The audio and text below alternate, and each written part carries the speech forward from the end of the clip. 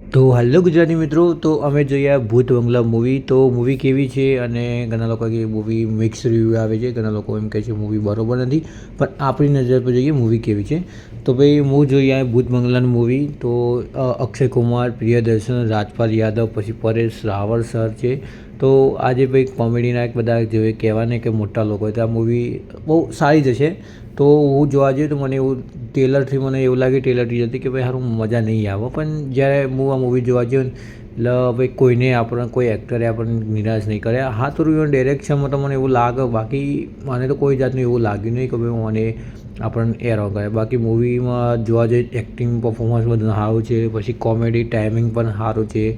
અને કહાની વાત કરીએ ને તો મૂવીની અંદર એક હોય છે કે રાક્ષસ આવે છે જંગલમાંથી, કે જે લોકો લગ્ન કરીને સ્ત્રી હોય એને ઉઠાઈ જાય છે, એવું બધું બતાવવામાં આવે છે. અને થોડા ઘણા ટ્વિસ્ટ પણ તમને જોવા મળશે. પછી જે પ્રિયદર્શન સરના અંદર જે અને જે જેટલી મૂવી બનાવી છે એના થોડા થોડા સીન આપણને જે અને કોમેડી ડાયલોગ જેના આઇકોનિક સીન થયેલા છે એનું પણ આપણને થોડું થોડું અંદર અને આપણને બતાવે છે. એટલે એ જોશે તો બી તમને મજા આવશે. એટલે તમે બોરિંગ તો તમે નહીં થાય, કે એવું નહીં કે સારું પિક્ચર બોરિંગ એવું નહીં.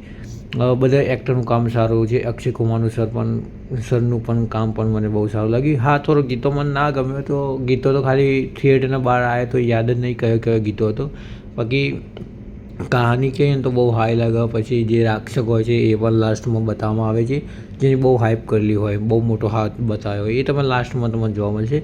અને કોમેડી પણ બહુ સારી સારી હોય છે, કોઈ ખોટી હોતી નથી. અને બધા એક્ટરનું કામ પણ સારું છે, કોઈ ખોટું નથી.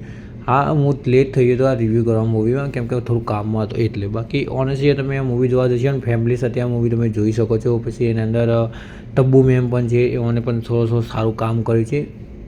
સારું કામ કર્યું છે, કોઈ ખોટું કામ નહીં. કે તબ્બુ મેમનું પણ સારું કામ છે, લાસ્ટમાં તમને બતાવવામાં આવશે. બાકી જે સીન પણ લોકોએ લીક કર્યા હતા એ પણ તમને થોડા જોવા મળશે અંદર. અને ઘણા એક્ટરોનું સારું સારું કામ છે. મને તો ડિરેક્શન પણ સારું લાગ્યું, એક્ટરનું પરફોર્મન્સ પણ સારું લાગ્યું, ખાલી મ્યુઝિક મને સારું ના લાગ્યું. બાકી ઓલ ઇન મૂવી મને બહુ સારી લાગી. અને તમારા ફેમિલી સાથે આ મૂવી તમે જોઈ શકો છો. અને ફૂલ કોમેડી છે, એટલે ચેનલને કહી નાખજો સબસ્ક્રાઈબ.